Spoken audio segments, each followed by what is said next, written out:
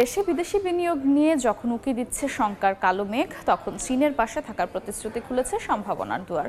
প্রধান উপদেষ্টার সফরে $1 বিলিয়ন বিনিয়োগের অঙ্গীকার করেছে প্রায় 30টি চীনা কোম্পানি।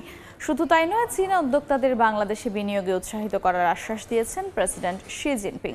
চীনের এমন ইতিবাচক মনোভাব বাংলাদেশকে উৎপাদনের হাবে পরিণত করতে ভূমিকা রাখবে বলে আশা বিশ্লেষকদের। স্বল্পোন্নত থেকে উন্নয়নশীল দেশের যাত্রায় দরকার ব্যাপক বিদেশি বিনিয়োগ, অথচ গত কয়েক অর্থ বছরে প্রাপ্তির হিসেবটা নামমাত্র। সবশেষ চলতি অর্থ বছরে দুই প্রান্তিক মিলিয়ে বিদেশি বিনিয়োগের পরিমাণ মাত্র $21 কোটি। এমন বাস্তবতায় চীন সফরে যান প্রধান উপদেষ্টা ডক্টর মোহাম্মদ ইউনূস।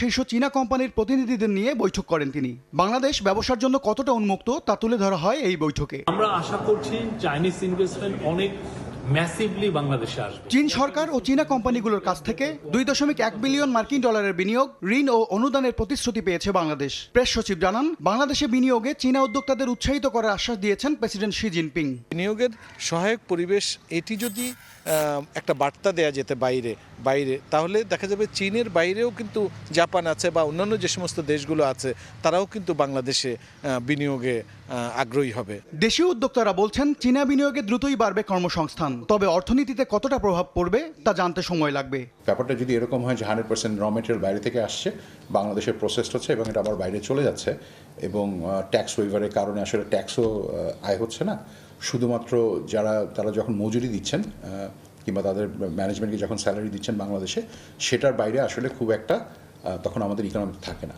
চীনা বিনিয়োগে বাংলাদেশে উৎপাদিত পণ্য রপ্তানি বাজারে সহজে পৌঁছে দিতে মোংলা বন্দরের সক্ষমতা বাড়াতেও ঋণ দিচ্ছে বেইজিং। MS আরিফিন, সময় সংবাদ, ঢাকা। 4 দশক ধরে আপনার ফাইন্যান্সিয়াল পার্টনার আইডিএলসি।